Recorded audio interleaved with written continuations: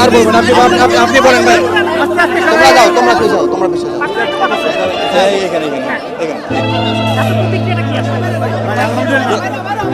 প্রতিক্রিয়া তো এই বৈষম্য বিরোধী ছাত্র আন্দোলনে এতগুলি মানুষ মারা গেছে, এটা তো আসলে আমাদের জন্য প্রচন্ড দুঃখজনক একটা ব্যাপার।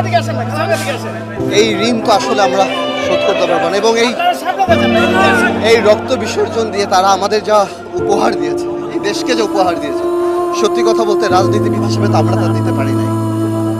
এবং আমরা চাই যাতে এই রক্তের সঠিক সম্মান আমরা দিতে পারি, আমরা আগামীতে একটা ভালো রাষ্ট্র এই জাতিকে দিতে পারি। আমরাও 17 বছর অনেক কষ্ট করেছি, অনেক কিছু করেছি, হয়তো কাঙ্ক্ষিত লক্ষ্যে পৌঁছাতে পারিনি। মহান আল্লাহ হয়তো এতগুলি রক্তর মাধ্যমে এই জিনিসটা আমাদেরকে দিয়েছে। আমি একদিকে তো অবশ্যই আত্মার মাগফিরাত কামনা করি, অন্যদিকে এই দুঃখের মধ্যেও জাতিকে অভিনন্দন যে জাতি একটা ইনশাআল্লাহ নতুন বাংলাদেশ দেখতে পাবে সামনে।